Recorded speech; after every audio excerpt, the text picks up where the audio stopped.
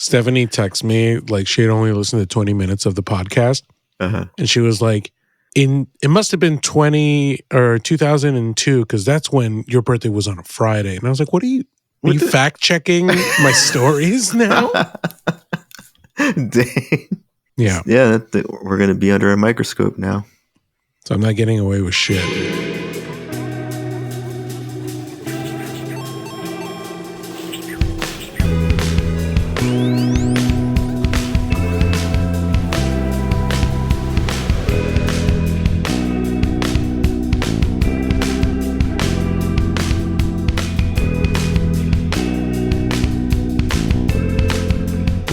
Hello, everyone, and welcome to The Midnight Connection, the podcast where two dads talk about anything they want at the only time they can. Episode 10, Spooky Edition. Spooky.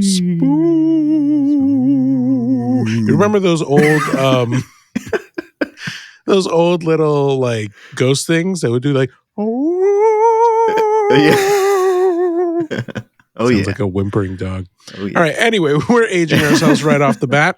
But we want to welcome you guys to episode 10. We're hitting the double digits. Woo. And we will start this episode like we start every episode with the connection question. Spookified? No, that sounds wrong. No. Spooky edition connection question, which is, what is your favorite Halloween candy? Okay. Are you a candy person? Oh, I am a huge sweet tooth. Really? I am not. Really?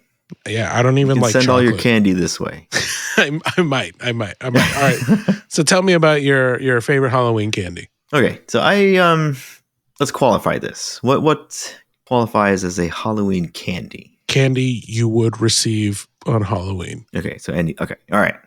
It's not any, there's like, you're always going to get like Mounds and Almond Joys. Yeah. Like that kind of stuff. I have to say my favorite Halloween candy is going to be the bite-sized candy bars. The fun size? Yeah, because I just eat too much damn candy.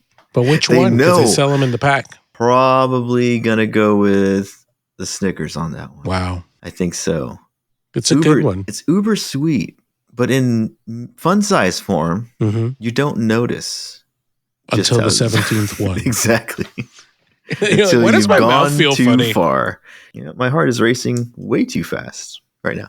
Yeah, I think that's my favorite. But I also like the regular mini little rectangular brick candy bars too. You know what I mean? Which like the Hershey's or like a Hershey's bar? Special Dark or a Crackle even. I hate dark chocolate, bro. You hate dark chocolate? I hate. I mean, it's not chocolate. Everyone's cup of tea. That's fine.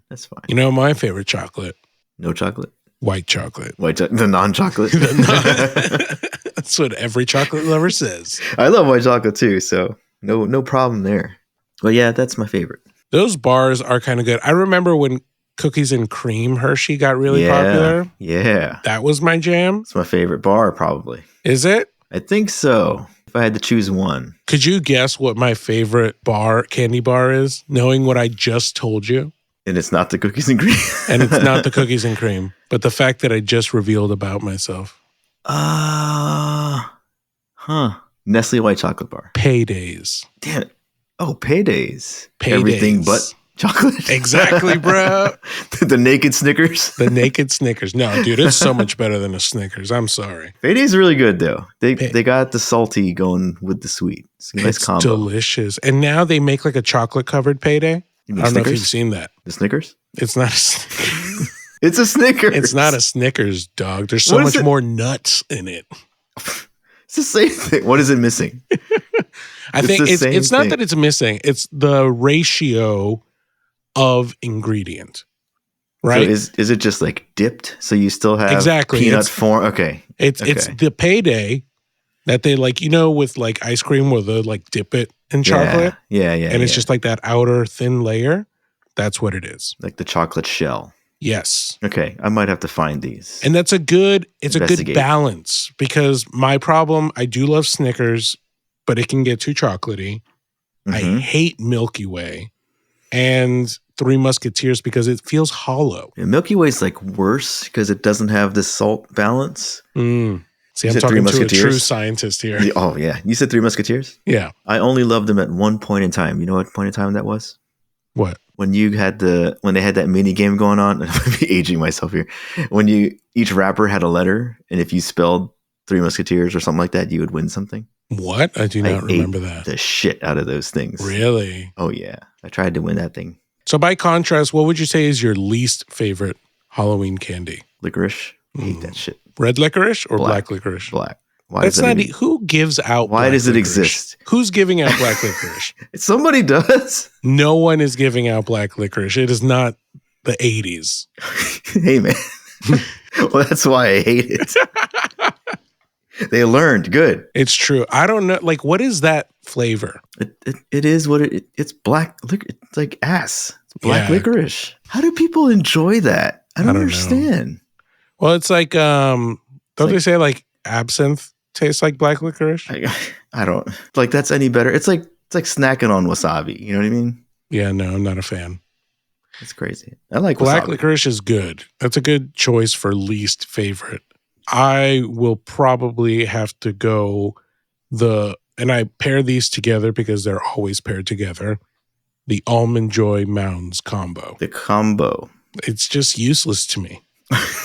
It serves no purpose other than taking space in my bag. Yeah, I'm never excited when I see them. And I don't mind coconut either. Not a fan of coconut. Dude, you really are not a sweet person at all. I'm not. So sorry. Well, okay, so if you were to look into your Halloween bucket, what would you be excited to find? Popcorn balls? I would be excited to... What is that? Get a popcorn ball? What the fuck is a popcorn ball? You never had a popcorn ball? Where do you trick or treat that people are giving out balls of popcorn? You could buy them. Like I don't know if they sell them anymore. But back in the day, you could buy a prepackaged popcorn ball, which is basically popcorn and I want to say caramel shaped into a ball. Okay, that sounds delicious, and now I want that. It is delicious. You should look it up. Popcorn balls. That doesn't seem like a very bag ergonomic treat. Like, is it single wrap? Like, what are the size of these balls? Are we talking tennis ball? Are we talking like Mentos? No, not that small. Maybe tennis ball, baseball size-ish, I think. Wow. Maybe slightly larger. You just eat it like an apple? Yeah, it's awesome. What? Popcorn balls. Okay, I need to find that. But no, I would be excited as that was in my bag. But like I said, I was excited for Snickers, Paydays. I'll never forget the first time I had a Reese's peanut butter cup. Oh, yeah. Because I used to actively avoid those. Really? I don't know why. There was just something about it that I was like, I don't like that. And then I remember trying it once. And I never looked back. Oh, yeah. I mean, that's close for my top candy. Also a big fan of Kit Kat. Love Kit Kats. I could eat them all day. Simple to the point. Okay. Chris has sent me a link for popcorn balls. Here's an Amazon link for popcorn balls. This is so unpopular, it doesn't even qualify for Prime. Hey, that's the seller's problem, not Amazon's problem. Not the popcorn's problem. It's 4.6 stars, 270 ratings on Amazon, dude. A food item. All right. I mean, I'll have to try it. Even though I almost consider it more of a Valentine's Day candy, would love to see a fun-sized bag of Skittles. I'm not a big Skittles guy. Really? Not really. Give me the M&Ms. I feel like that's super sweet. I think I just don't like the flavor in general. The artificiality. Yeah. You want that realness, not that red M&Ms food dye. No. I don't want it to melt my insides. Just give me the M&Ms. I'm good. That's fair. M&Ms. What's your favorite kind of M&M? You can only choose one. There are a lot of varieties now, so I'm a little behind on the M&M game. If I really got to pick one from what I know, it's peanut M&Ms. Peanut all day, bro. Yep. That was the second iteration. They should have just stopped there. Yeah. I will say the blue bag, I think it's crunchy. Uh-huh. That's a good texture. Okay. That's a good texture. You get the crunch of the peanut, with a little bit of the saltiness, but there's some other flavor that they put in there. And then another crunch? Yeah, it's like a double layer crunch. It's the Crunch Wrap Supreme of M&M's. Like a cheesy gordita. Oh, no, I guess that's not double crunch. Somehow we ended up talking about Taco Bell. We both went to Taco Bell.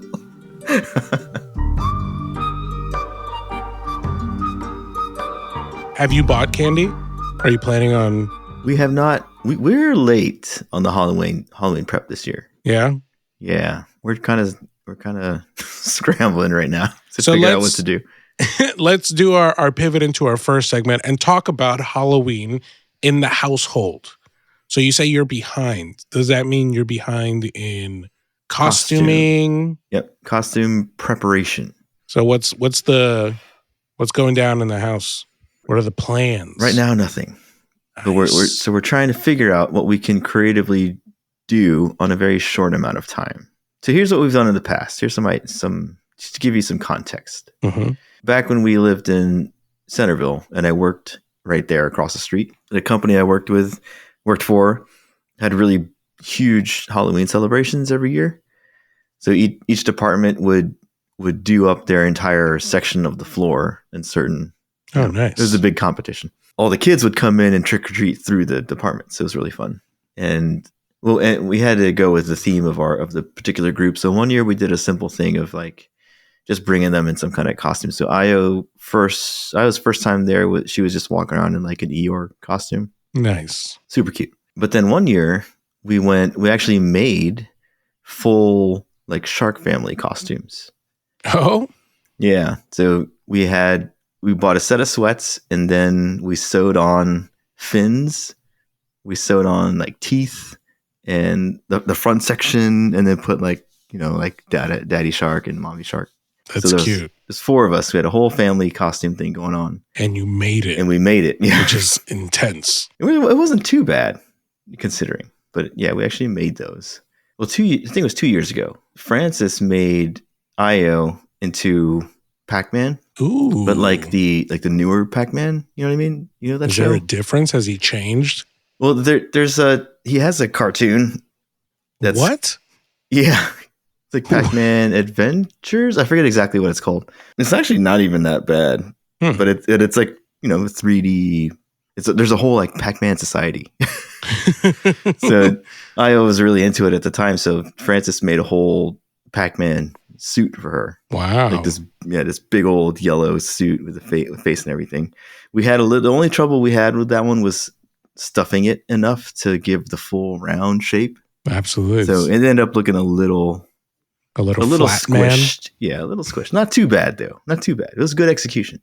I mean, you guys are like making shit. I could not even imagine if my kid wanted to be Pac-Man and be like, find that on the website and I'll give you my credit card.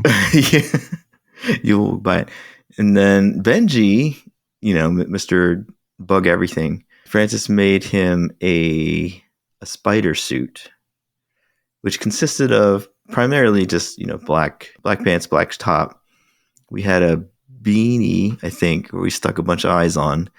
But for the legs, she fashioned these legs out of, I think it was just fabric that we had stuffed, but she tied the legs together and then tied it to his arms.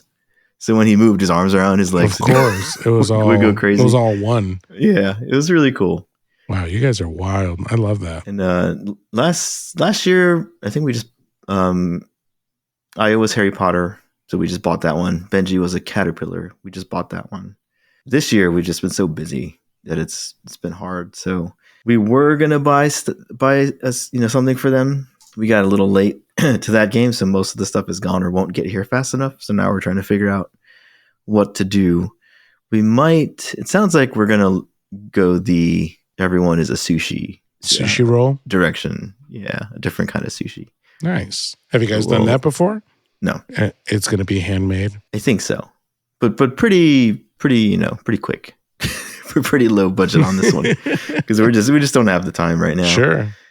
Are you guys planning on going out or? Yeah, we're thinking we're going to go to the Udvar Hazy Museum, the Air and Space one in Chantilly. Oh, because they do a Air and Scare event there. What?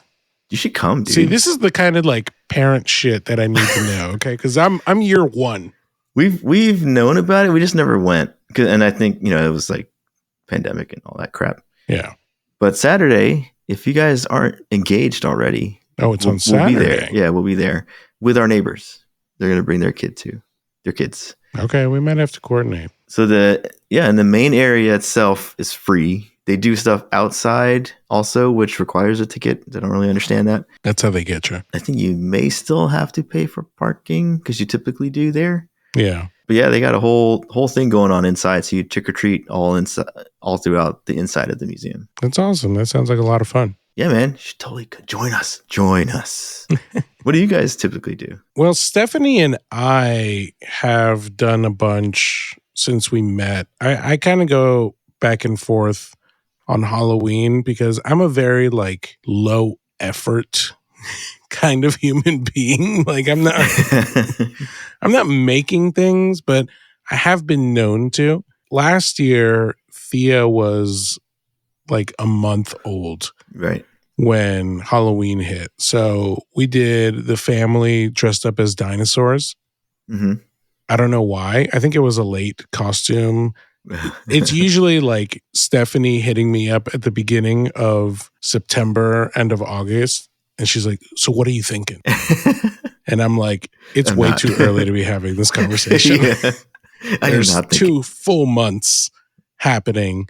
Talk to me in a month. And then it'll be October. She'll be like, all right, what are we doing? I'm like, it is too early. It is too early. We have 1 whole month. Yeah. Like with delivery, talk to me in 2 weeks. And then it comes down to it. And I'm like, oh my God, what am I going to do? Why didn't we do this earlier? Yeah. So we definitely did like an Amazon jumpsuit kind of dinosaur vibe, which was great. I put on Jurassic Park on the TV while we handed out candy in the neighborhood. Cool. And then this year, because I'm totally committed to being a full family costume kind of human being. Okay. Just because why not? Right? Yeah, I can be a little bit extra. So we decided, and I guess it's fine to say since this episode will come out after. Yeah. We're going to be the Flintstones. Oh. I'm going to be Fred. She's going to be Wilma and little baby Pebbles. And we bought That's cute. We bought Thea this purple dinosaur plush that she'll carry around to be Dino. Sweet. And yeah, that's what we're pulling off this year. Are you going to have a car? What did I just say? Oh, speaking of, we did Wreck-It Ralph. Oh, word. Yeah. Family style? Yeah, so I was Ralph, of course, and Io was Penelope von Schweetz. Did you make a cart? We did. Of course you did. We decorated her little push car and strolled her around the neighborhood with it. Aw, it was pretty good. She did a nice look for Penelope. She was a good size at the time. That's awesome. I mean, my costume was crap for that. It was just like what do you have that looks like Ralph? Like, okay. It's like I only have so much bandwidth. I need to focus on the child's costume. Yeah. We did make a gold hammer for Frances, though, because she was Felix. Fix-It Felix. Yeah. Before you had kids, did you and Frances dress up, do couples costuming? For certain parties, I don't know if you knew about this. We, the Sesses were having a Halloween party one year. But this is around the time when, we weren't talking to them like regularly like I'd used to, So we got the word that they were going to do a Halloween party. We're like, cool, we'll get ready for that. And we went total like Day of the Dead face makeup and everything, and nice dressed up and all that. Like really cool pictures. We show up. They open the door. Not a costume party. They open the door and John doesn't recognize us. I think it was John, and it took him a second to figure out who we were. Wow, and you're impressive. Right. Like absolutely nobody had a costume. That's awesome. Because nobody told us that it was not going to be a costume party, or they had like changed the plan or something. It's awesome that you would assume that it obviously would be. No, because I'm pretty sure they said it was, and then the plan had changed. but that wasn't conveyed to us. So we showed up with costumes. We made a dirt cake and everything, and we were the only ones in costume. But it was damn good makeup though. It was pretty good. Commitment. That's awesome. But yeah, we we try. We used to do a lot of fun stuff with Kim and Derek when they were here because they love Halloween. They're big on it. So we go hang out with them and do the gory stuff with them. So, zombie style type things. We try to participate when we can, get into it a little bit. I think before Stephanie met me, she didn't really do a lot of like Halloween stuff. And I did some growing up, but there was something about being in the relationship that I'm like, no, we have to do something. We got to represent. You remember, I think we were at your house where, talk about the makeshift. Stephanie had a onesie that was a koala. Yeah. Yeah, I remember that. Yeah. And I'll never forget that she was like, hey, so I took your green sweater and I glued 200 little leaves. Yeah, the leaves. And I was like, oh? And she was like, yeah. So we're going to be a koala and her tree. And I was like, all right, I guess that's what's hot in the streets. Yep, I remember that. Another year, the year that Stranger Things season 1 came out, I dressed up as 11. Oh, did you? Yeah. No way. I shaved, I buzzed my head, and I shaved my face. I was trying to look for the picture, but I can't find it for some reason. Dang it, because I really want to see that now. And it was the scene, where she's like in that pink gown. Yeah, I think so. That she like stretches her hand out and there's like blood coming from her face. Mm-hmm. Mm-hmm. The iconic stuff. Yeah, one year, Stephanie and I did Louise and Eugene from Bob's Burgers. I actually have not seen that show. Really? You would like that show.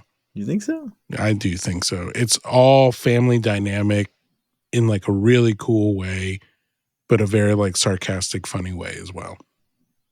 Okay. All right. I definitely recommend it. Were you into Halloween when you were younger? Was that something your family observed or?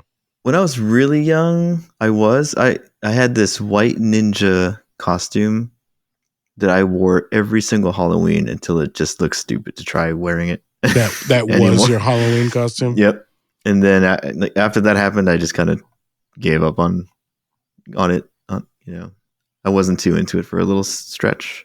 Did your parents take you trick-or-treating or did you go off by yourself? As far as I remember, I usually went, I think when my brother was too young to be going off completely on his own, I think he would take us, if I remember correctly. Nice. Because we had friends in the neighborhood, so we either went I think we just went with somebody's parents, whoever was up for it that night. I remember as a kid going trick-or-treating in the mall. Yeah. I think about it now and it's an insane thought. Insane in what way? Getting dressed up and just going to different stores, instead of getting candy, you just get like a coupon for promotional. Yeah. I don't want your shoes. Marketing stuff. Yeah, that's not my bag, man. I remember when that happened, when people started getting more worried and concerned about what you might get, trick-or-treating. Oh, yeah. And then the malls became a bigger option because, it was the safer option. Safer that you get no candy. I know. But safe nonetheless. Safer, much more sad. It's terrible. It just sucks that things went that way. Because you would still want to be careful, of course, but you weren't really worried about, getting something nasty or somebody pulling some really sick joke, The stories of like razor blades in the apples or whatever. Yeah. It's like you just got your candy and you could be a kid and not worry about it. You can't be a kid anymore. No, then you just can't trust the motherfuckers anymore. I feel like trick-or-treating community-wise is coming back. Oh, I guess it depends on where you live. It's definitely big in my neighborhood. For sure. Is it big in yours? Well, so here's the thing. You've seen our neighborhood. It is, walking around here is a nightmare. It seems un-trick-or-treatable. It is super hilly. Some of these driveways are just terrifying to walk on.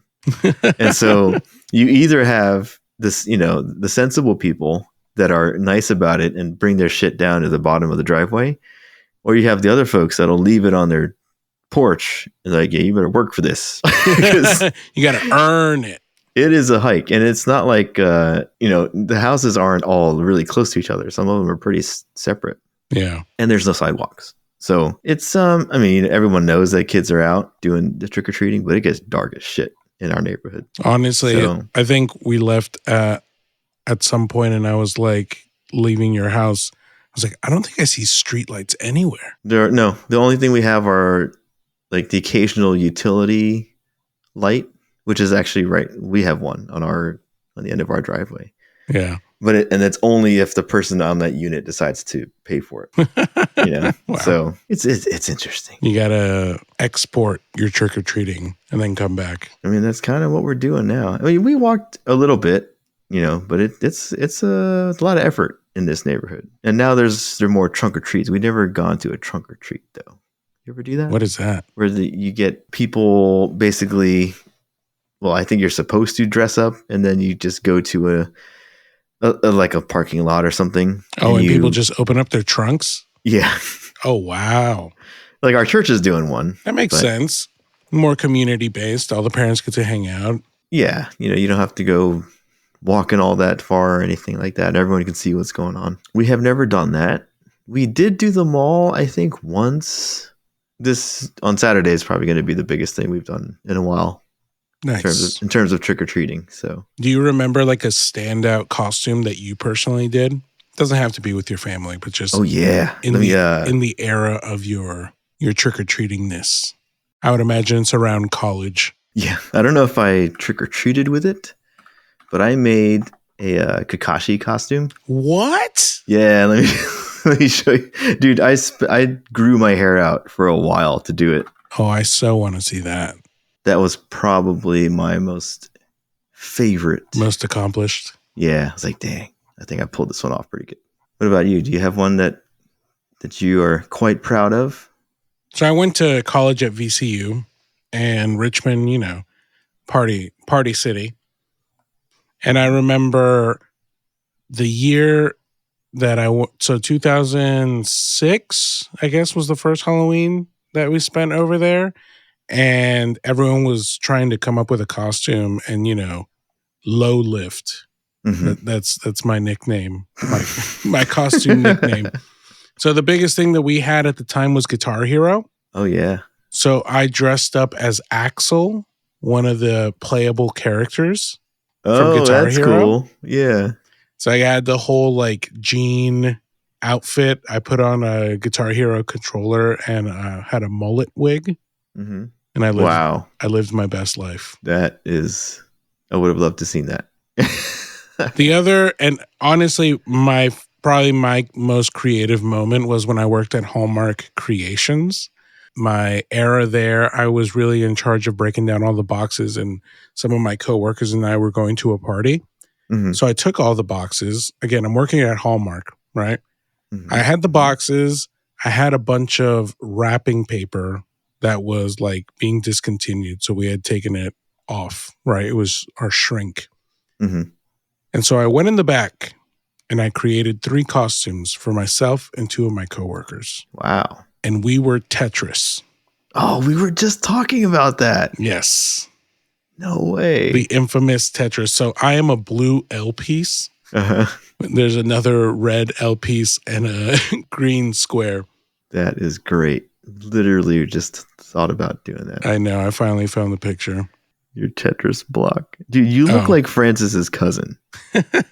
Oh my gosh. I got to show her. This is so funny. But yeah, we were doing these barbecue parties once a month and just having whoever wanted to come through the house. And Francis came. So at the time, Francis's brother was dating James's and John's and Julian's sister, right? So they're 9 years younger than me. So she was always been like a younger sister to me. Our friends and our people came throughout the early part of the day, lunchtime, going into early evening. And then there was a whole second wave of people that showed up, and that was their friends. Nice. So they all came. We met then, and then they just kept coming back because we were also doing the workouts at the house at the time. Mm-hmm. So James was living with me, and John was always there, and we were working out all the time. And then their sister would come and work out, and she would bring Francis with her. Oh wow! And that was how it all started, because we threw barbecues every once a month. It's the best way to bring in a good crowd. And that's the whole reason why we met Steph. Food and community. Food and community, exactly. That's why we did it, and it worked. And it worked. Look at the fruit it bore. So take a look at me now. Nice. There's just an empty space. Yeah, good times.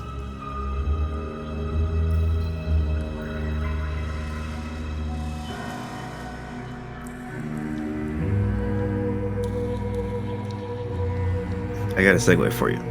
Oh? You know what would probably creep me the fuck out? What? A room full of like mannequins and puppets. Like for real. You know those like porcelain dolls? Yeah. Where like the eye kind of opens. There's like some sort of weighted component to it. Mm-hmm. Mm-hmm. For Stephanie and me, that is a big no. Oh, hell no. Hell no. No. Just no always place. staring, some Annabelle type shit, you know? Oh, yeah. No place in the house. No, sir. So speaking of puppets. Yes, speaking of puppets. just a little side note in here. So per your continued recommendation, I did start Lies of P. Woo! Yeah. And how do you like it? It's good. It's really well done. Coming from a Dark Souls, Bloodborne lens, right? Like really being about those kinds of games. Mm-hmm. How do you feel about this game? Because I don't feel it's those, right? It's not those games, but it's inspired by some of what I consider the best parts of those games. Yeah, definitely. So they don't hide that inspiration at all, which is fine. Like they did make some interesting tweaks to it, though. Like what? Even down to so you know how you have to use your items, you can press up or down to cycle through some options, and then like your belts or whatever. Yeah. So it's an expansion of what you might typically see on a Souls game. Like you would get, or just a different implementation of it, I suppose. Mm-hmm. That's been interesting. The leveling system is all pretty much the same, essentially. The weapon system is cool so far. I like it. Being able to make different combinations of weapons.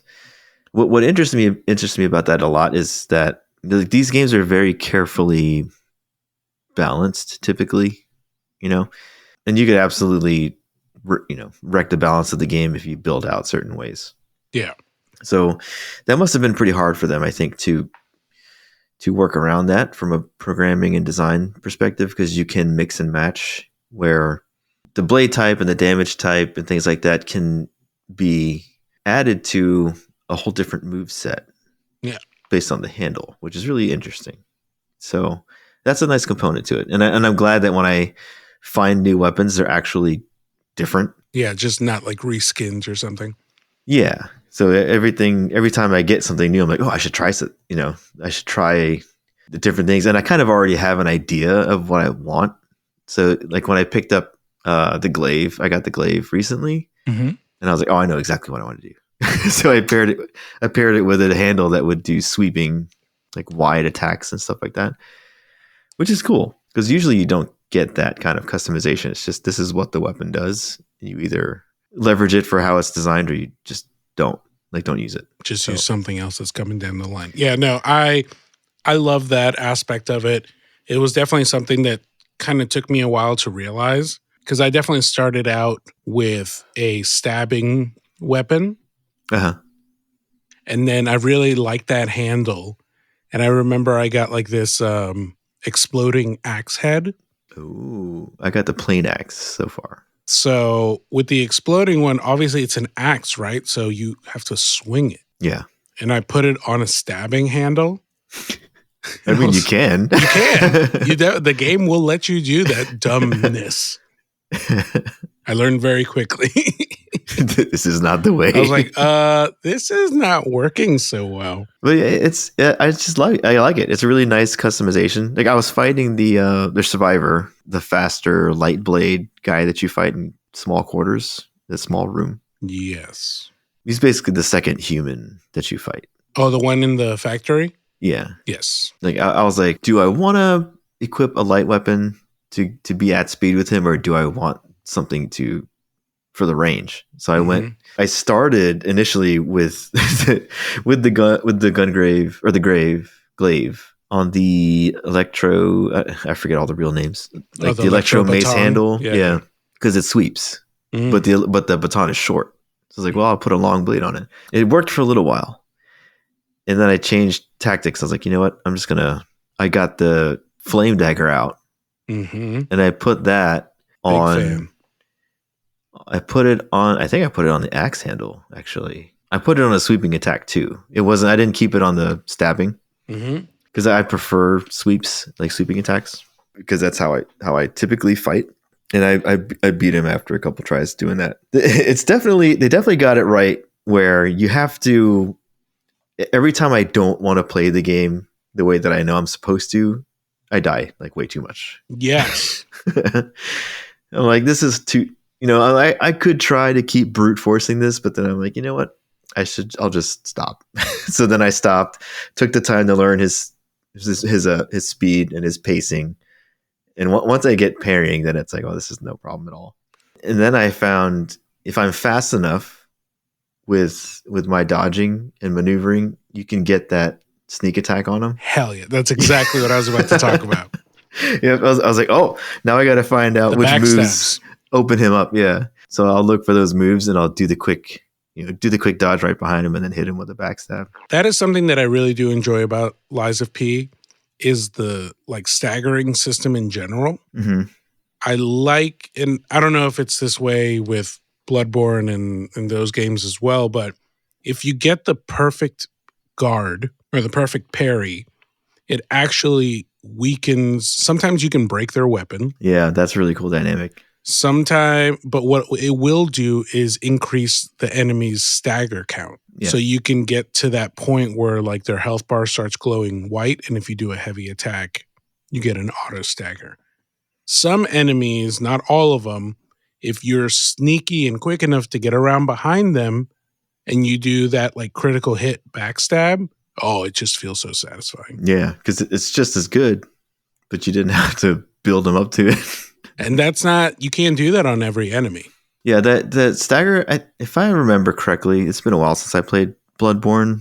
Usually it's just once you wear out the bar, they just stagger. Like you hit them again with something, and you don't have to hit them with a strong attack to do it, to set it up.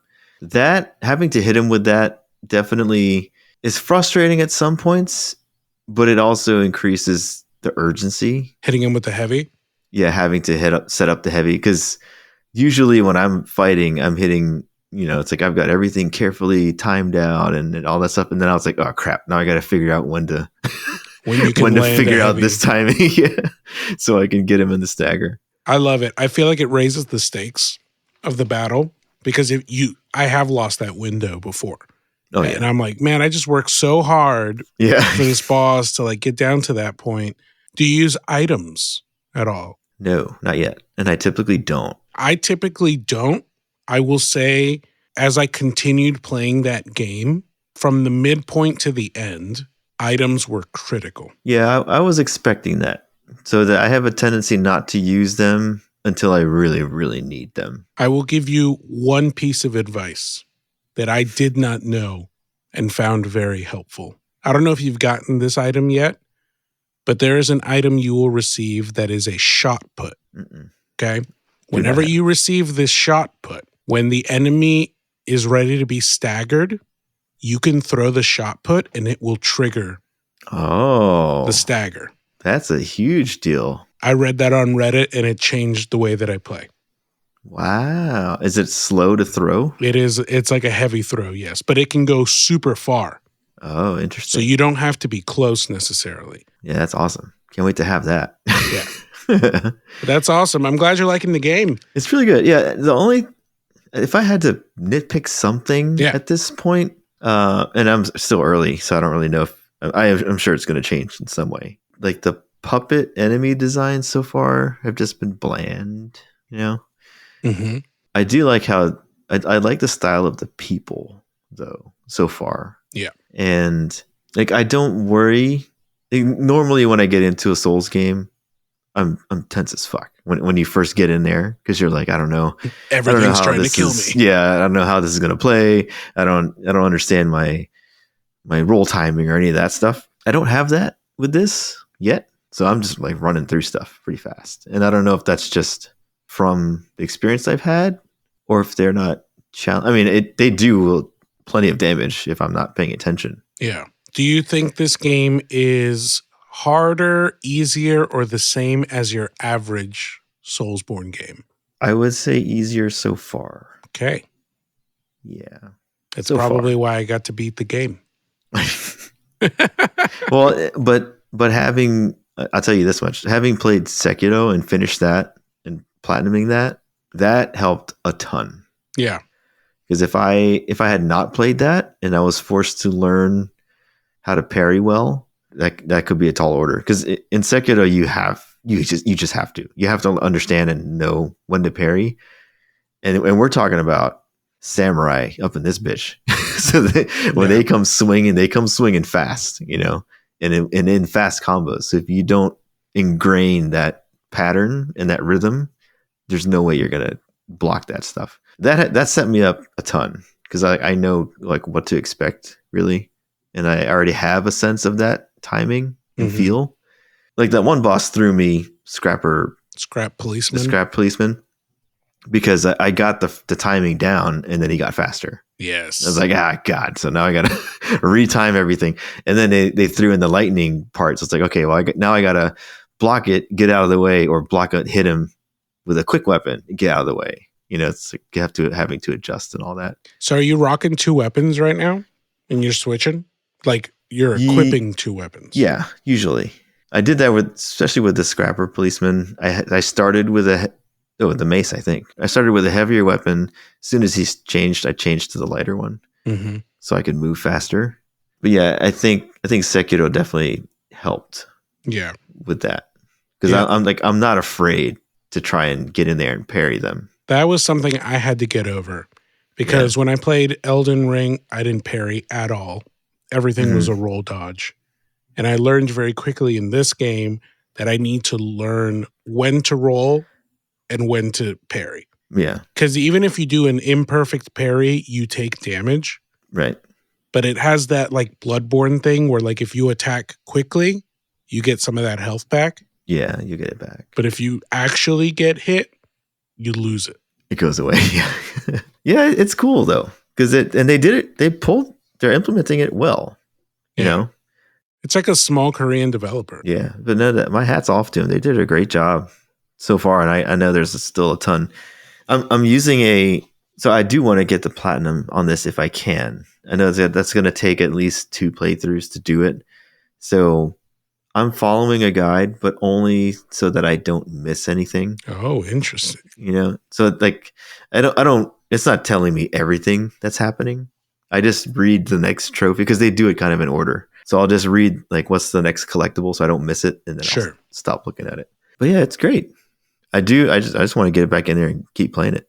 It's good. I'll be excited when you finish it. I did get to roll credits on Lies of P, and the ending was interesting. And I say that as unemotional as possible.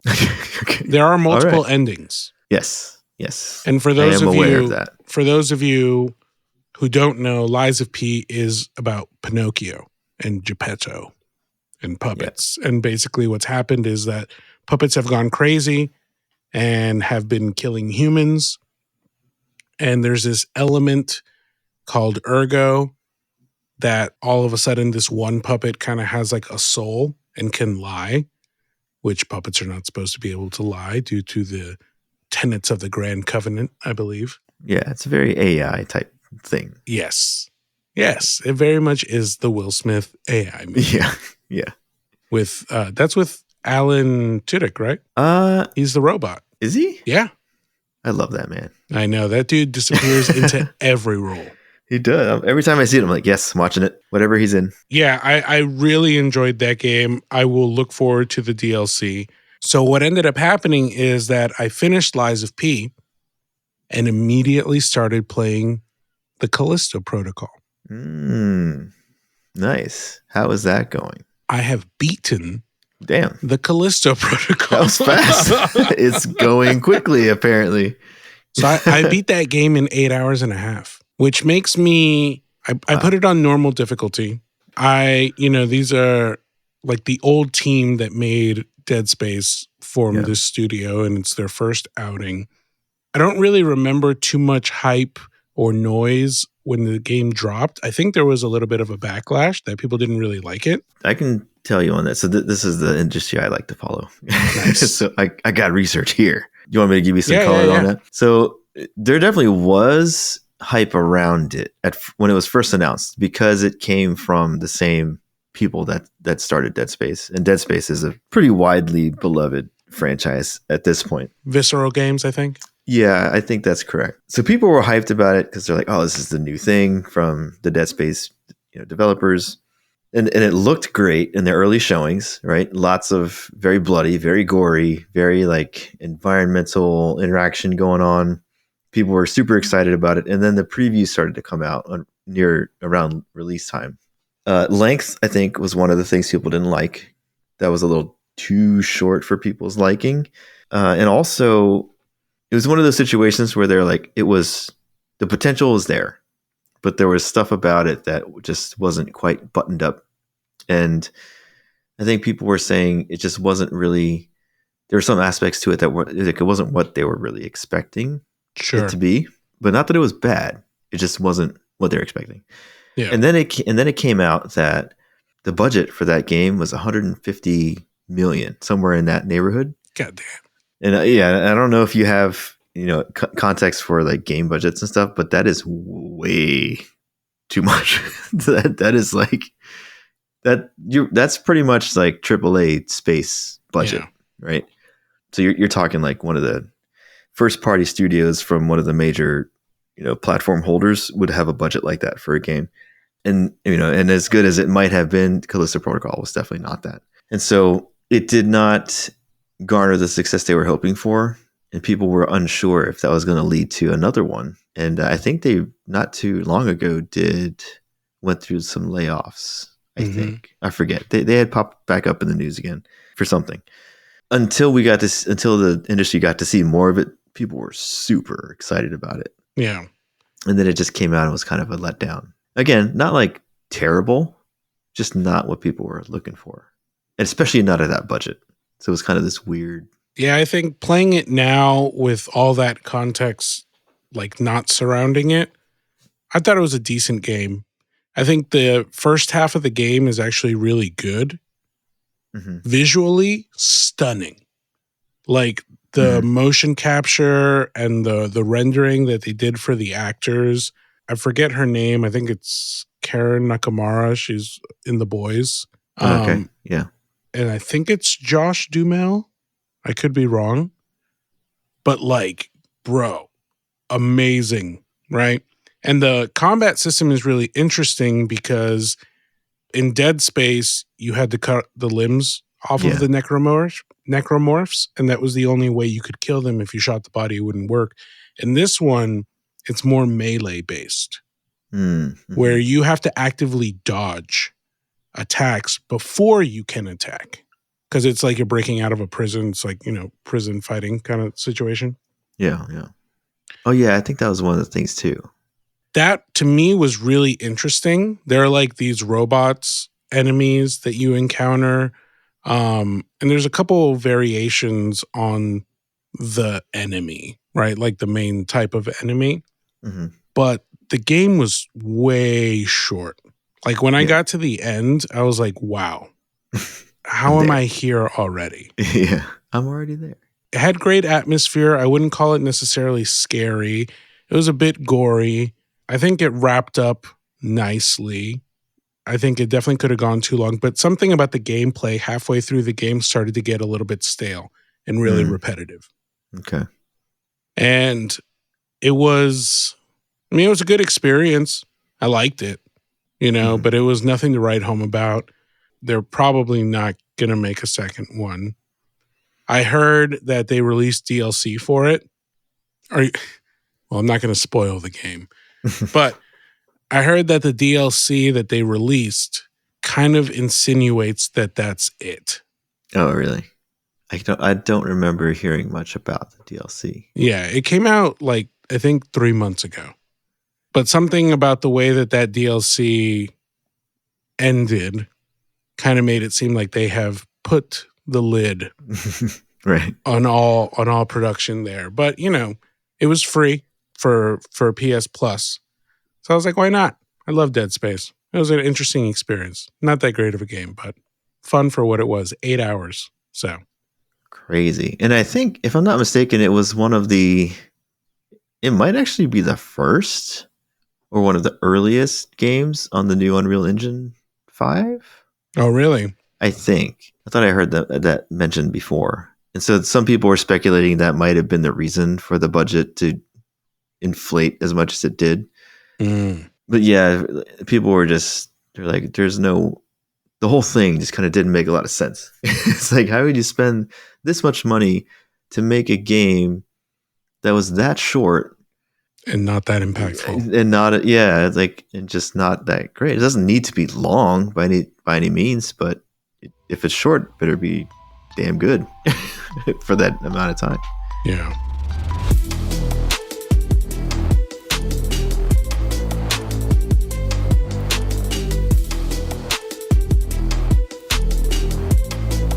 Well, horror games pivoting to horror movies. So for those of you that listened last time, question? Who are you asking? I'm asking all of us, Chris. Okay, everyone. So if you listened to last week's episode, Chris and I decided that for Halloween's conclusion, we would watch a scary movie. Now, I am a fan of scary movies and horror movies. Chris, I get the feeling that you're really not a fan. Generally, no. Yeah. I could tell from after we picked the movie, you said, "Oh God, why did I do this?" I have a very vivid imagination, okay? It gets the best of me sometimes. So what we ended up deciding is that we were going to watch 2021's Malignant. So Malignant was directed by James Wan and adapted from a screenplay by Alika Cooper. And it was based on a story that Wan and his wife Ingrid wrote together. But by the time that it had gone through some rewrites, they decided just to give the screenplay credit to Alika. And so this movie is very interesting. So for those of you that don't know the name James Wan, very popular in the horror scene. This is the guy responsible for Saw. So Saw 1 was his directorial debut. Did you know that? Wow, no, I didn't. That is one of the most impressive. I love the original Saw. Yeah, it's a fantastic movie. And so he had done that movie coming straight out of film school. And this is part of the reason why I love horror, okay? Because people who make horror movies do so under incredibly tight budgets. And that limitation is what creates ingenuity. So James Wan was talking, because he did Saw with his writing partner, I forget his name, but they were both coming out of film school together, where they had a very small budget. And they were like, okay, how can we make a movie that takes place in one room and costs nothing? And so originally Saw was going to be a movie about two people stuck on an elevator, and all the camera angles were going to be security cam footage. Wow. But eventually they repurposed that into Saw, which is two men chained to the opposite walls with a dead man in the middle of the room. And so Saw became huge. All of a sudden, James Wan is wanted by a lot of people. So I did read that he did have a bit of a slump. So Saw made 103 million worldwide. Okay. And its budget was like 200,000, some shit like that. No way. Wow. Yeah, it made so much money. So it immediately greenlit Saw 2 and the entire franchise, but he was kind of done with it.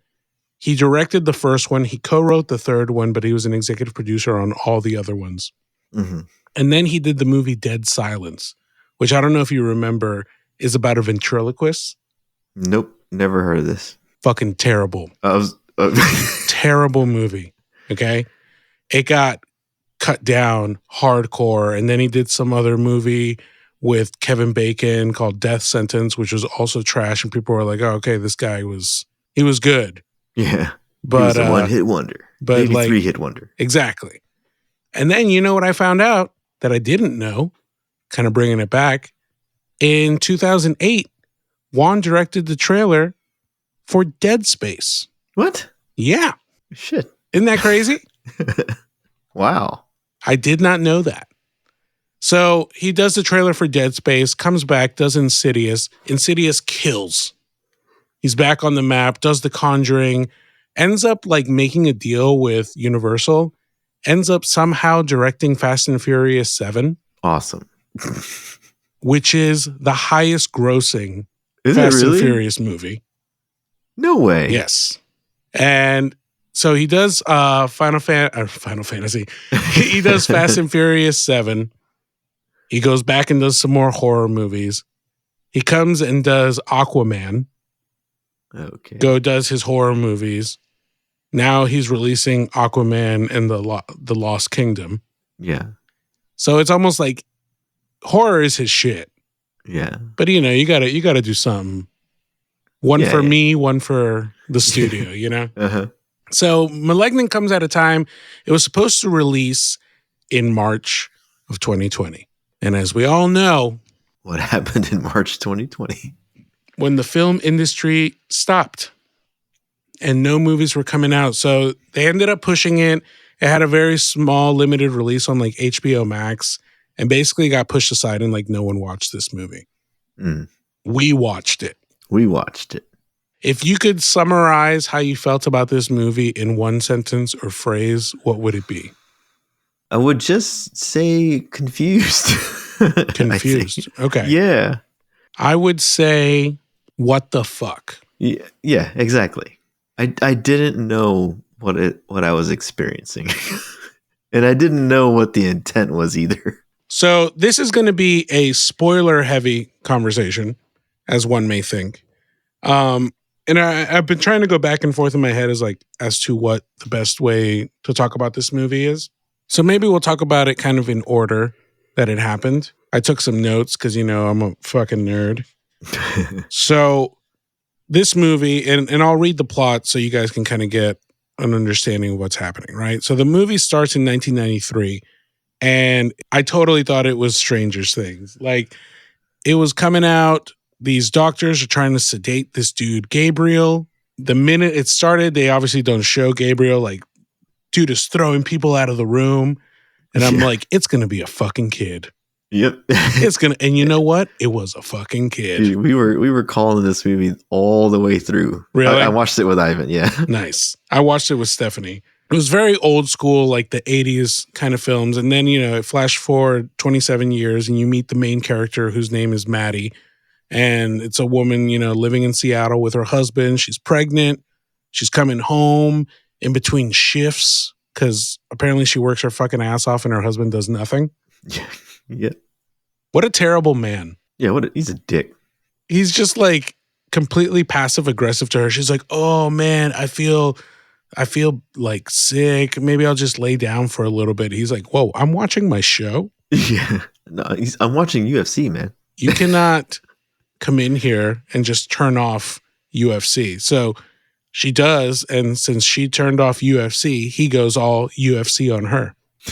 Pretty much. There's a line that I wrote down. I wrote down like various lines that just like hit me like a ton of bricks. And one of them was when the husband said, she was talking about how she feels ill, right? And she doesn't know why. and he says, quote, "Maybe you need to stop getting pregnant." I wanted to pause it and just be like, what? Like, it doesn't just happen. Let alone multiple times. What the hell kind of line is that? Dude, he was such an asshole. So the husband ends up getting mad and grabs her head, back slams it into the wall. Yeah. It was a very big dent. It was, yeah, that was vicious right there. And she did nothing. He went down to get ice and she just closed the door. Yeah. Get out of the house. She's bleeding. Whatever. Get out of the house. There are many weird decisions in this movie. So many times we were just like, why? What is happening here? I don't understand. And so in this first like opening part, the way that I saw the movie, because again, I watch a lot of horror movies, right? It had the campiness of like one of those B horror movies. Mm-hmm. Mm-hmm. But it felt intentional. It felt like here's a big budget production, but we are making old school campiness. And I want to say it was like an homage and intentional as opposed to just shitty. I couldn't tell. It was hard. And it happened right off the bat. Like when they were in the facility at the very beginning. Yeah. I was watching it and I was like, are they serious with this acting right now? Because it was horrible. It was a little over the top. It was horrible. It was a little over the top. I was questioning it immediately. Are we just going to pull back and we find out that this is really not real life that we're looking at? It was all a dream. Yeah, something like that. Because this just doesn't. I was like, man, I don't know what we're in for now. I couldn't tell. I was like, what is the goal here? You know? Exactly. Yeah. And so after that happens, the husband can't get back into the room. So obviously your man's got to sleep on the couch. This house that they have, I don't know if it was just me, but Stephanie and I got really caught up on the fact that their rooms were huge. Huge. I have never seen so much space. The couch looked like it was a Tic Tac in the middle of the room. And I was like, where is this? Because from the outside, it kind of looks like a really thin, not that wide of a house. But holy shit. Oh, it's wide. It's wide. The next thing that happens is that the husband wakes up and we get the very first scary moment of the movie. So this says that she has a nightmare of a person entering their house and killing Derek. That was not clear. That she had a vision of that. Oh, so that first encounter was actually the first vision. Yeah. That's what it says here on the plot. I did not interpret it that way. I did not pick up on that either. I thought we were just seeing dude wake up, bunch of scary noises, things moving. And I will say it was creepy. When this part hit, it was jumpy. It was exactly what I thought this movie was going to be. Stephanie and I were watching it downstairs in my studio where I don't have a couch, but we're both in like our own office chairs. That first jump, like when the TV turned on and it was like, really loud and shit like that, she jumped and grabbed me. And that never happens. I was like, oh shit. She's screwed. Because so many little jump things happen. And this is why I like horror. I was telling Stephanie, like, as a sound dude, and I used to work on like film productions and stuff, with horror specifically, you have to know how to scare your audience.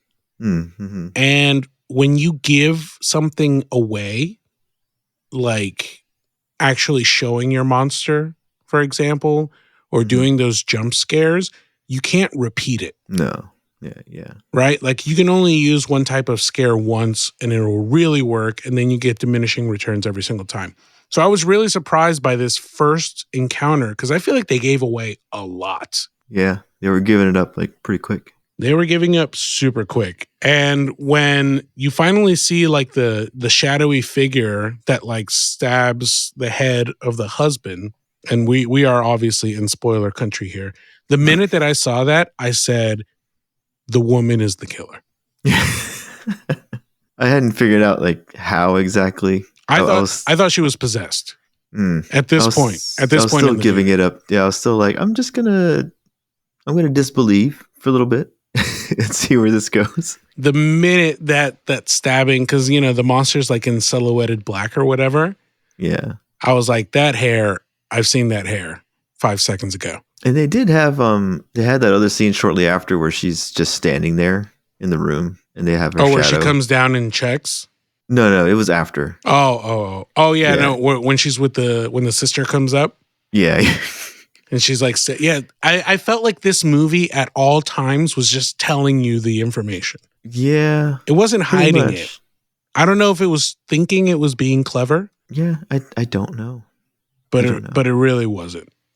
And then when the dude dies and Maddie wakes up and she goes down and she sees the monster, Gabriel. Yeah. It felt like a complete ripoff of The Ring. Right. Like the body contortion, creeping, but that motherfucker could jump. Yeah. Yeah, that thing was moving. And it knocked her ass out. The minute it broke down the door, I was like, wow, that woman has lost her child. Oh, yeah, 100%. After that happens and she gets taken to the hospital, we get introduced to the two cops. Yeah. What are your thoughts on the two cops? When they got introduced, I was like, what is Kakoa? This was the dude's name. Kakoa Shaw.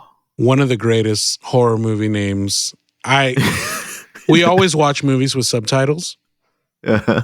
And when I saw that on the screen, I was like, what the fuck? Is that really his name? And he said it like 70 times. I know.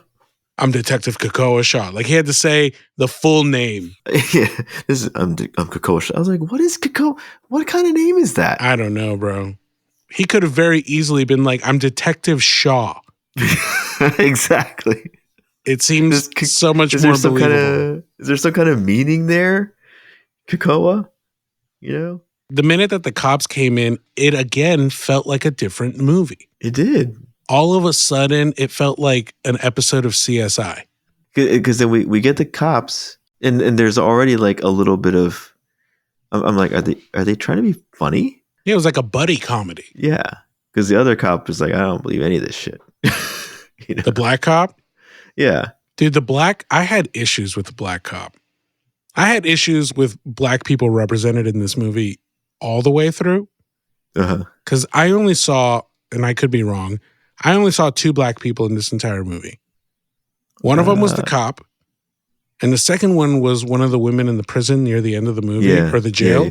Yeah, the disco queen. The disco 70s soul mama. I was like right out of Soul Train. What the fuck are we doing, dude? Can we not get like a regular human being, like not a caricature of black culture, but that's neither here nor there.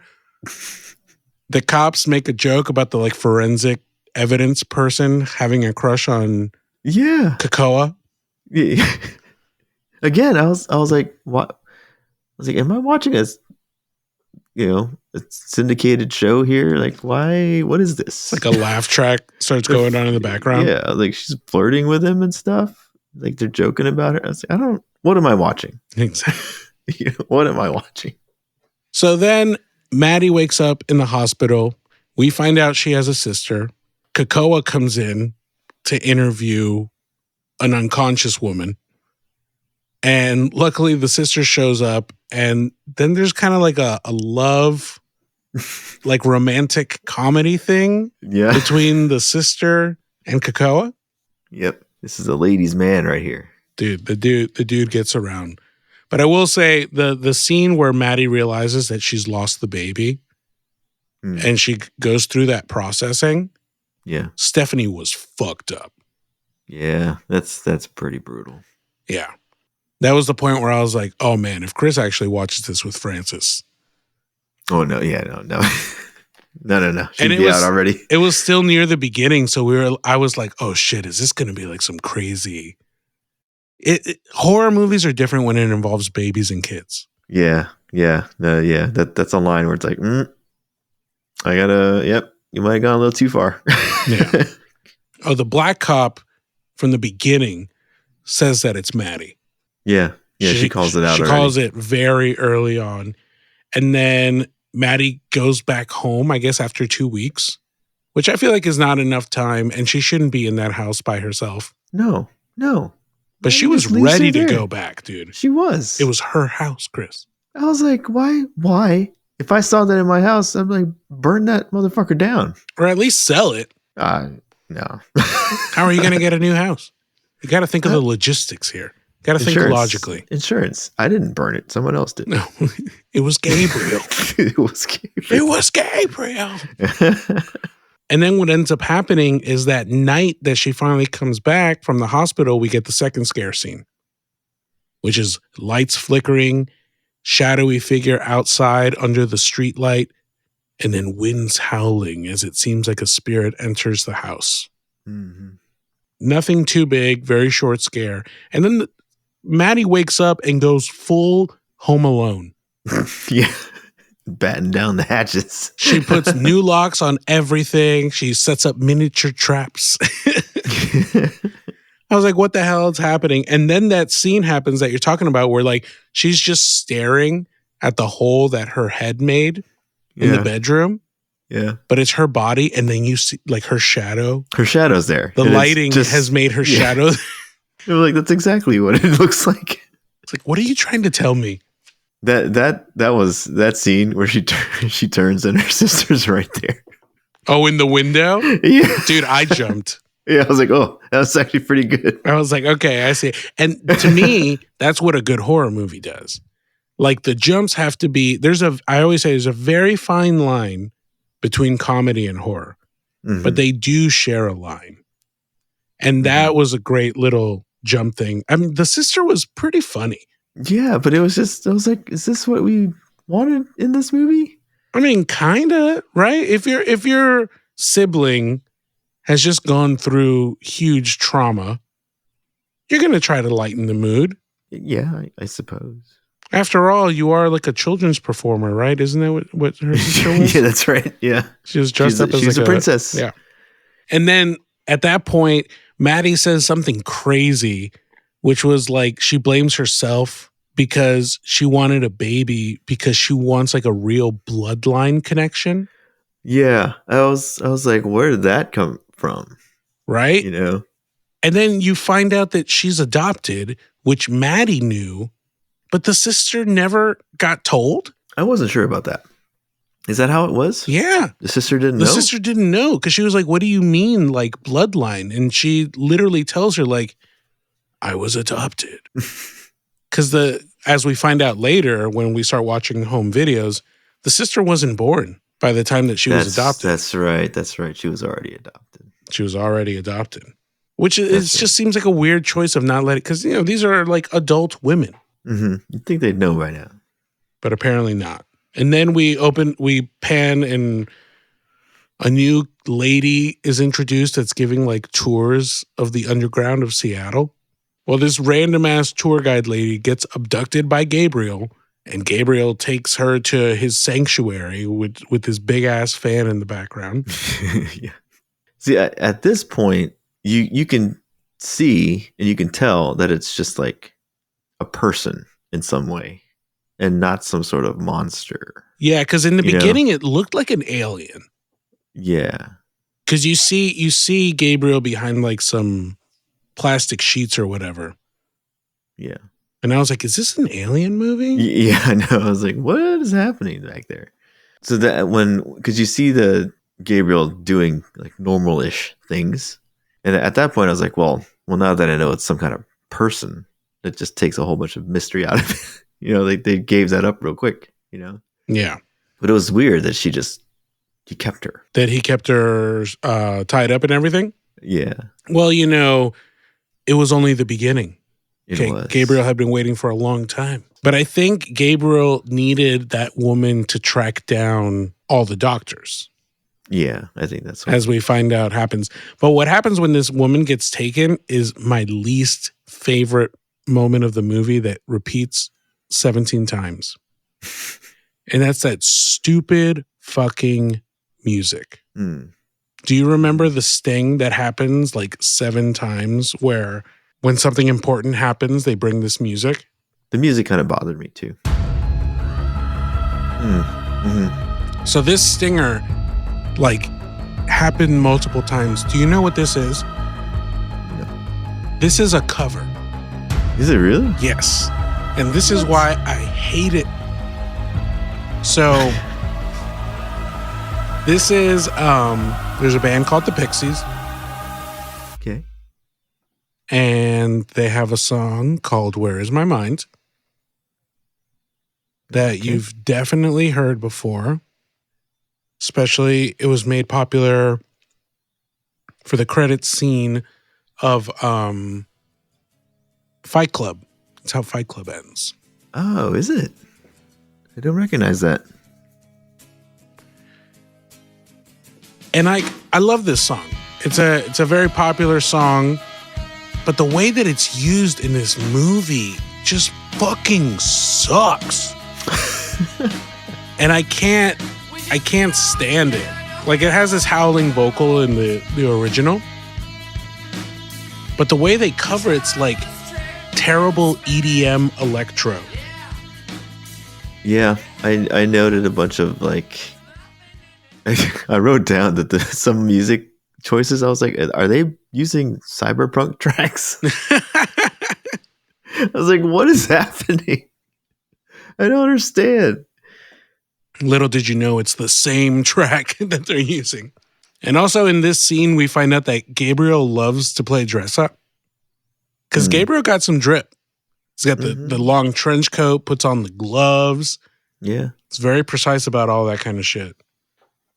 And something that we didn't touch on is that Gabriel communicates via radios. Yeah. And other electronic devices, I suppose.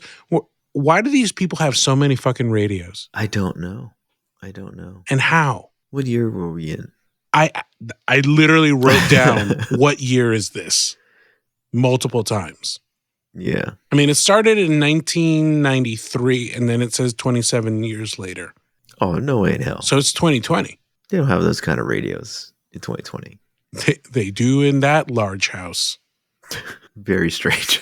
So then Gabriel finds his first victim, Dr. Weaver, right? Yeah. The doctor from the intro, gives her a call, talks about, I forgot what the fucking line was that he said to her. Time to cut out the cancer. Time to cut out the cancer. That is right. The repeated line of the movie. Which is, it's just right on the nose. Pretty much. Yeah. And then, again, with the weird music, the radio starts playing like this goth rock song. Yeah. It was like super fucking moody. And I was like, first of all, that would never be playing on the radio. Okay? No fucking way. And second of all, what fucking song is this? I didn't recognize it. I didn't understand the choice. Yeah. The music was like constantly pulling me out of the movie. Dude, everything was fucking pulling me out of the fucking movie. So Gabriel goes and kills this doctor, and Maddie has her first like real vision, is what I thought, but I guess it might have been her second vision. I thought the visions were cool. It's interesting. It gave me like a Silent Hill vibe.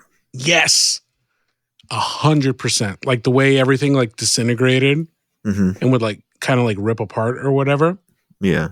Yeah, I thought the visuals were really good. I thought the jump scare, because I think she's like putting clothes in the laundry. And then when she comes out of it, like the lady is screaming like in the little window of the laundry thing. I was like, oh shit. Okay, cool. Here we are.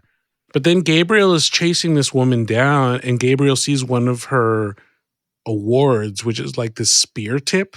Yeah. It's a very weird award. And immediately when I saw that, I was like, man, this woman is going to get stabbed. Oh, she is. Yeah. Pincushion time. He follows her for a while, and he ends up bashing. He doesn't even use the spear tip. Well, it wasn't like an actual. It still had like the snake coils on it or something. Oh yeah, he hadn't gone through crafting yet. Exactly. He didn't go to his workbench. I will say that the kills were kind of brutal. They were very brutal. And that was another confusing thing because it was brutal shit up against B acting, weird music, romantic comedy, jokes. And it's like, what the fuck is happening here? Yeah, it was such this weird conglomeration of things. When you see him doing stuff, yeah. At first I was like, okay, why is he going backwards? Right? Did you catch that early? Yeah, I did. And I forgot what scene exactly, but I was like, this doesn't look right. I was like, something about this is weird. Yeah. And then then they had a scene, and I was like, did they just shot him backwards in this one? It's like, you can kind of tell. But then there were times when he was, moving around totally normal. It didn't look backwards at all. The second scene that she gets. Oh, for the dude in the hotel? Yeah, just the way that looked with the whole backwards looking, that whole thing was just like, well, that's really creepy. Because it's so an abnormal. Yeah, the body does not bend that way. Yeah. And they showed it very clearly. Yeah. That was the pincushion guy. Yeah, he got it. Because by that time, Gabriel had fashioned. Yes, he upgraded his weapon. Yeah, he had enough resources to get it to level 2. Yeah, pretty much. Yeah, I thought all the deaths in general were well handled. Because there's 3 doctors that die. The second guy gets stabbed to death. The third guy we don't really see, but the third one is interesting because by that time, Krakoa is on the trail. Yeah. And he thinks he's showing up to save that doctor, but instead he actually fights with Gabriel. Yeah. That's when the movie started losing it for me because the hand-to-hand combat that was going on, I was like, is this an action movie now? Dude. It's so funny because early on, they had this overhead shot of her house. Do you remember this? Oh, yes. Yeah, and we're like, so Ivan and I were watching. We're like, oh, so it's about to be John Wick up in here. Little did we know, it turns into John Wick 5, bro. I was like, what am I watching? We have this parkouring monster person who is very adept at hand-to-hand combat. Weirdly. And not only hand-to-hand combat in reverse. In reverse. I was like, what is happening? But it turned into an action movie. The more that they showed Gabriel and Gabriel's actions, the less I liked the movie. Right. I think if they had kept it a little bit closer to the chest in terms of what they showed, I think it would have been more successful for me. But there came a point where it was just what the fuck? Is he a superhero? I know. How does Gabriel have superpowers? Right. Super fast, super strong, very agile. It just made no sense. And then I think it was for the second death that you got to see his face finally. A bit, I think. You got to see the eye. Yeah. And then I was like, well, okay, so it's a humanoid thing. Is it somebody whose face got peeled off? Right. And so then we get the big fucking reveal, dude. Well, I guess a couple different things happen in between there. I think Maddie goes to the cops and says that she had the vision, so they kind of want to work with her. Mm-hmm. She ends up seeing a psychiatric hypnotherapist that makes her go into her mind, and she realizes that her name was Emily May, and she was one of the patients of Dr. Weaver. Right. And then everything is kind of lining up, right? Maddie has a weird vision, and that hypnotherapist could give a fuck. She did not give 2 shits. This woman was seizing, and that lady did not care at all. And I love how it was just, I'm going to touch your forehead and you're going to come right out of this. And then she did. And she did. Meanwhile, at the exact moment that happens, we cut to the lady in Gabriel's dungeon, who finally, when Gabriel isn't there, manages to like get free from her bonds. And she's like trying to walk away, falls through the floor. You're in Maddie's house. She falls like 25 feet into the living room where the cops, Maddie, and the hypnotherapist are. Oh, yeah, she did this. Yeah. She fucking did this. You're the key. Yeah, it's like, okay, the black cop was right. So they take Maddie into custody. And for some reason, the sister goes to visit the hospital. Talk about dumbass decisions. I mean, honestly, this was the biggest plot like dump that the movie needed for where it was. When Stephanie and I were watching it, the sister drives up to the hospital, right? And when she parks 3 fucking inches from a cliff. I said that. I said, is that really the only place she could have parked? You know? Like, there's not even a guardrail. How do you back out of there? And she's in like 2 seconds. She just walks right in. Yeah, she literally gets out of the car, and right there happens to be a hole in the fence. Yeah, she's like, already made for her. I guess this is it, right? Yeah. And so, through searching at the hospital, the sister finds the truth, and here we get the plot twist. We get the actual reveal. Yeah, that Gabriel is Maddie/Emily's parasitic twin brother, who I guess she absorbed in the womb. Which does happen, but it wasn't fully absorbed. And Gabriel was half formed, like fused at the spine facing outwards. Yeah, not enough to be like a Siamese twin. No. But more than what it typically happens in this kind of situation. Have you ever seen these like in real life? I have not. I mean, not like in person, but so this is the kind of thing where you might see a case where somebody has like a mass on them, which is essentially a tumor. Yeah, is what they would call it, I think. But the tumor has like parts of a person. You never. It's really it's crazy. I've gone dead silent. There might be like teeth. Oh my god! Like partially formed. You know, like mouth. So it happens. Yeah. But usually there's only like barely any kind of development there. So you like excise the whole thing. But for this movie, it was developed enough to have some function, but not so much that it was an entirely independent being like a Siamese twin might be. Yeah. And so what we find out is that like as Emily was growing, I guess their mom gave them up for adoption or donation to the hospital.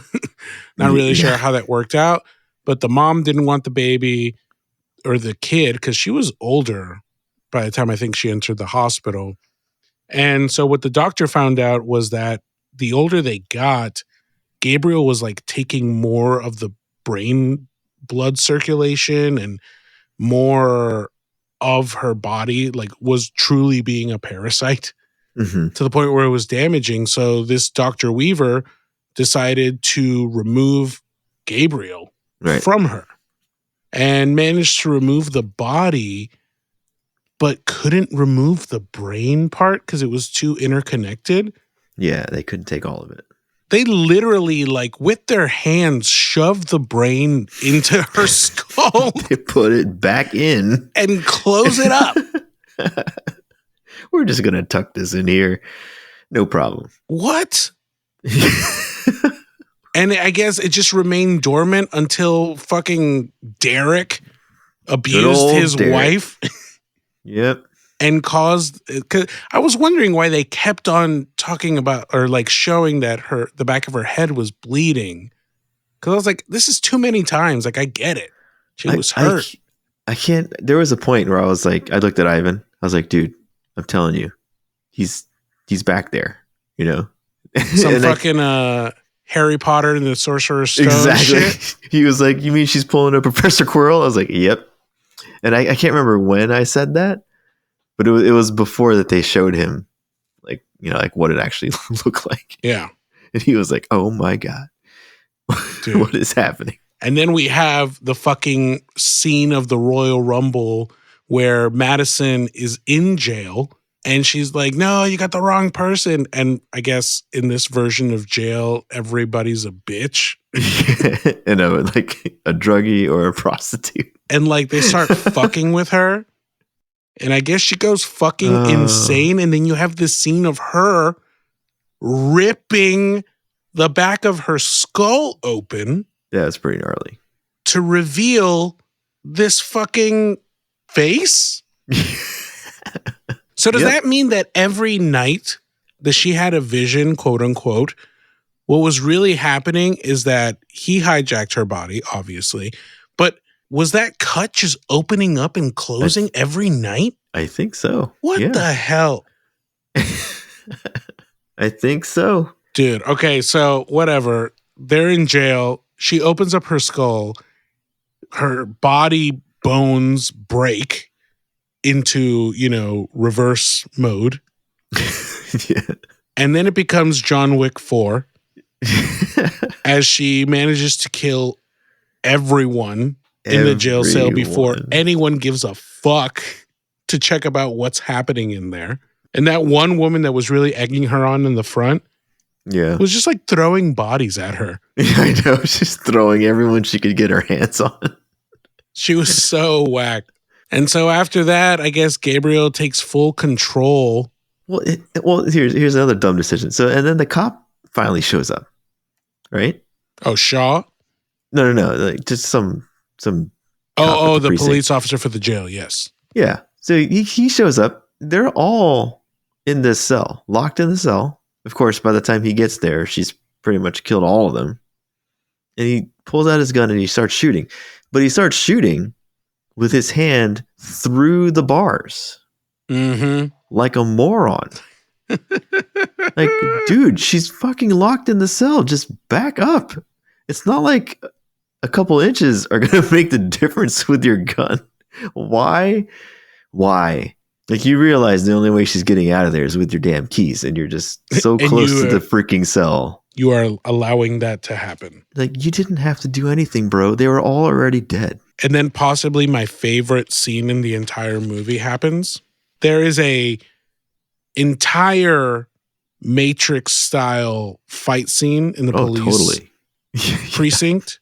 Yeah. To which at the end of it, Kakoa and his partner are there. And like Kakoa, I don't know if Kakoa doesn't get stabbed at that point. No. But Kakoa gets like incapacitated and his partner's trying to pick him up. And then Gabriel's like running away, turns around and snipes him with a chair. Dude.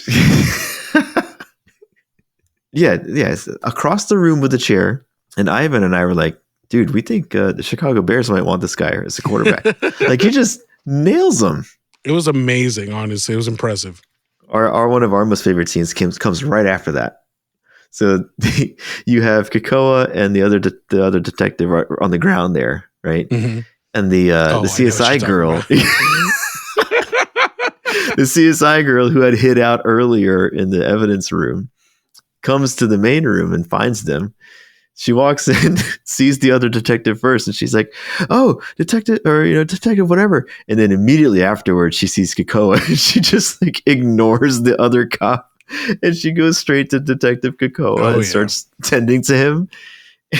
We're like, dude, she just bypassed her. Absolutely. She's like, oh, whatever, and then she goes straight to Kakoa and starts tending to him. And she has the iconic line. Do you remember what the line is? Which person? The forensics lady. She starts dialing on her phone, and then she stops and says, "Why am I dialing 911?" Oh, because they're in the precinct. The line, we already passed it, but the line that I love probably the most was Maddie had given a description. Oh, I know. I wrote it down. Go on. A description of what Gabriel looks like, and I mean this face is a mangled mess. And so the sketch artist drew it, and the detective holds it up and goes, so you want me to put a bolo out for sloths from the Goonies? I was like, what am I watching? Oh, that actually it was hilarious. That actually wasn't the line I wrote down, but I do remember that line, which is fucking funny. What was your line? No, the line that I wrote down is when Maddie comes out of the hypnotherapist's trance, and she's like, it was Gabriel all along. Like, the murderer calls himself Gabriel, and she says, like, it's my Gabriel. And the black lady cop is like, she says, wait, are you saying the killer is your imaginary friend? Delivered just like that. And I was like, yes. And then 2 seconds later, the lady falls through the roof. Cue Pixie's music sound. Oh, man. And we didn't even talk about the fact that that lady that fell is the mom. Yeah, we didn't even say that yet. I think we already found out by this point in the story, but it's the fucking mom.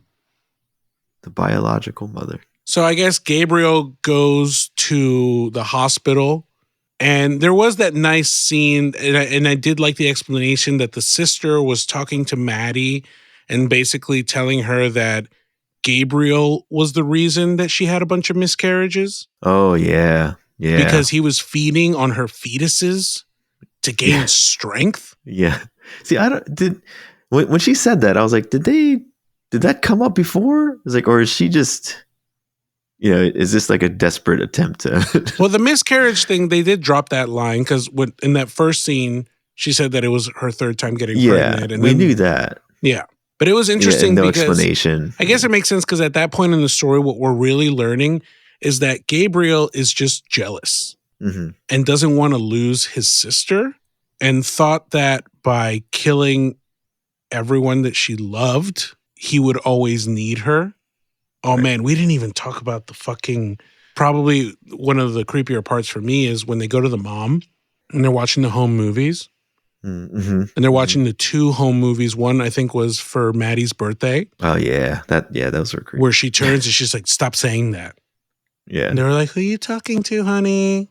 It's like, it's Gabriel. Oh, God. That is one of the most terrifying parent things. Dude, if that happened with my kid, get the fuck out. Get out right now. Get out right now. And the kid is adopted? Nah. Nah. So sorry. What's the return policy? Yeah, because the second fucking home video was creepier than the first. It was the Christmas one. Yeah. Where the dad is taping, goes around the corner and sees the little girl talking on her toy phone, being like, Mom said that's not what's going to happen. Like, you can't hurt the baby. Yeah, don't hurt the baby. What the fuck? And then later she has that moment where she thinks she's cutting a cake. Yeah. And she's holding the knife above her mother's pregnant belly. Yeah. That's when you return the adoption. That is the exact moment you return the adoption. Oh my gosh. So whatever, at the end of the movie, Gabriel is about to kill the sister because, that's right. They went to the hospital because that's where the mom was. Yeah. So they were having like a family reunion. Pretty much. Yeah. Gabriel's about to like pull the trigger to kill the sister, the adoptive sister. And then all of a sudden, I guess the power of love gives Maddie the strength to overcome Gabriel. No, mentally. You know what happened? You know what happened here? She went mom mode. Oh, shit. That's what it was. Because when her sister was like, Gabriel has been feeding on your children, I was like, oh, you done messed up now. you brought out the mom. Oh, that's when she told her. She told her to bring her back. Yeah. That makes more sense. Yeah. It's like, she's going to go mom on you. You're not going to beat her now. And that's what happened. Oh, and the other thing was funny. When they get to, right before that scene, they get to her sister gets to the hospital and that guy has a heart attack, basically. He started having the heart attack and I was like, watch, Ivan. He's going to have a pacemaker, which is going haywire. Oh, the cop. Yeah, he was a cop, I think. I was like, he's got a pacemaker and it's malfunctioning now because the electricity is all out of whack. And she was like, are you having a heart attack? And he's like, it's my pacemaker. Yep. Yeah, we called that too. He was like, God damn it. You know what I didn't call is it exploding out of his chest. That was, Didn't see that one coming. So through the power of mother dumb, and caring for her sister, Maddie finally takes control over Gabriel, and Gabriel is the one in the illusion world now. Yeah. And Maddie's like, you're never going to hurt anybody again because you're trapped in my mind. All while she's like holding a gun up to her sister in like the real world. Yeah. And then the line that was really confusing to me was the sister was like under one of those mechanical electric gurneys. The bed, yeah. And she couldn't get up. She's like, oh, I'm stuck. And the sister like lifts that shit off of her. Yeah. She's like, how did you do that? And she says, well, it was always my body. I know. So does she have superhuman strength? I don't know. When he tossed the bed, I was like, okay, we got to clarify this. I was like, where is that strength coming from exactly?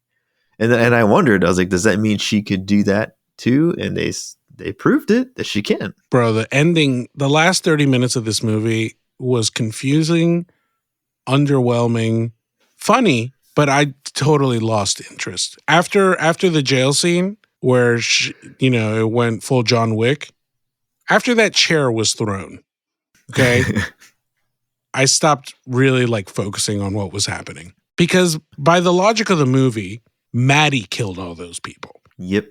So she should be in jail forever because she even says it's my body doing everything. Right. So here's this superhuman woman with a baby brain in the back of her skull that she now has under control. Uh-huh. And then they kind of do the little thing at the end where you hear like the electrical humming. It's kind of like one of those false endings. Yeah. And then the movie fucking wraps up. Dude, when the sisters were hugging it out at the end. Yeah. I was like, dude, I'd be like, no way, no fucking way are we ever sleeping in the same house ever again. You know what I mean? She's going to lean into the whole you were adopted thing. Yeah. What would you do with that? What would you do with that? Would you ever trust that? Hell no. Hell no. I wouldn't have gone as far as going to the hospital by myself to investigate. Hell no. The fuck do I look like? Send a cop. I drive a Chevy Traverse. That's not going to fit on that cliff.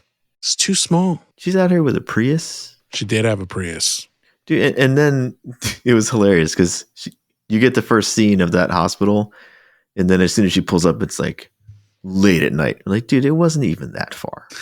when she first saw it, it's like, what happened? The whole day has disappeared. Yeah. It was a very interesting movie. So what did Ivan think about it? Pretty much the same. We were just the whole way through. We're like, what are we watching? Like we're so confused about the intent, the purpose of all these different choices and decisions. You're like, it's such a mixture of things. I don't know how to feel about it. Yeah.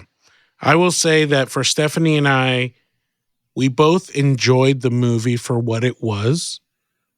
And I think what it was an homage to B horror movies and like jump scary horror movies. Mm-hmm. It just really seemed like it was recalling a lot and referencing a lot. Like there was one part where Maddie goes into the bathroom at the precinct and she gets a phone call from Gabriel. Yeah. And the way Gabriel is talking to her on the phone, I was like, oh my God, I'm watching Scream. Right. Yeah. Like it was identical. So I kept on seeing these movie references and I appreciated that. I do believe that referencing other horror movies is kind of part of the game. Mm-hmm. It's like you're calling out the things that you like and you see in the community and kind of uplifting that. Right. But when it became like an action adventure thing, I kind of checked out. It was definitely not what I was expecting. What would you, out of 1 through 5, what would you give it? See, I don't even know. I couldn't even tell you if it accomplished what it set out to do because I don't understand what that is, Mm-hmm. If it's just about being a horror scary movie, I don't know, a 2, because it wasn't. I mean, my dumbass, I'm going to be envisioning some creepy looking thing in the dark recesses Yeah. Which is not going to be great for me, but whatever. But yeah, from it being a horror movie, it just wasn't great because there were so many different things that were ruining that mood. Yeah. But if it is like you're saying, where they're just trying to put together this homage, and they wanted to have some of that camp in there and stuff like that, then maybe, like you said, maybe for what it was, they did an okay job. But I can't see myself doing anything beyond a 3 on that kind of scale. Yeah, no, I fully agree.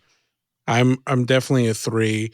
I feel like I'm giving the movie a little bit of leeway in kind of like that whole self-parroting kind of vibe.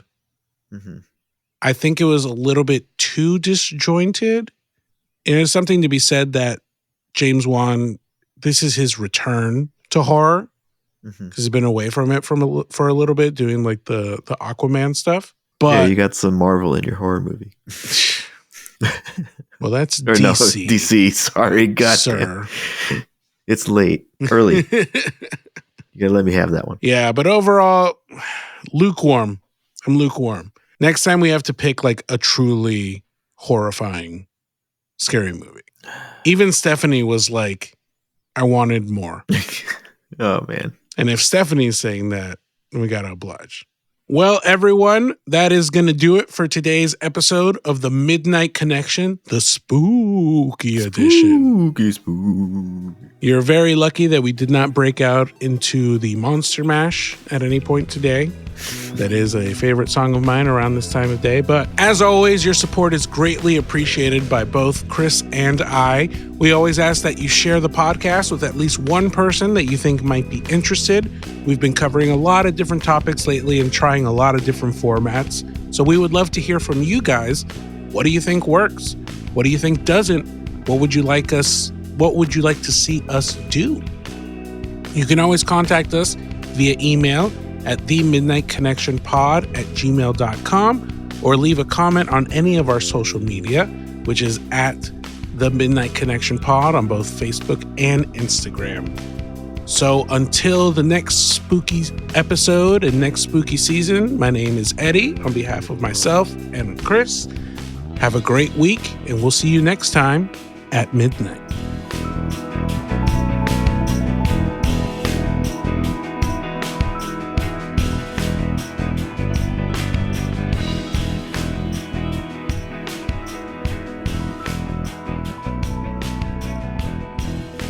Thanks for tuning in to The Midnight Connection. The Midnight Connection is a product and trademark of Samurai Beat LLC, which is a fan-funded organization made for you and made possible by you at patreon.com/samuraibeat. Support us there and join the conversation by submitting your questions, comments, and topics for future shows. We seek to entertain and build a community of adulting gamers like you, and we appreciate your support, your confidence, and your inspiration. Thank you.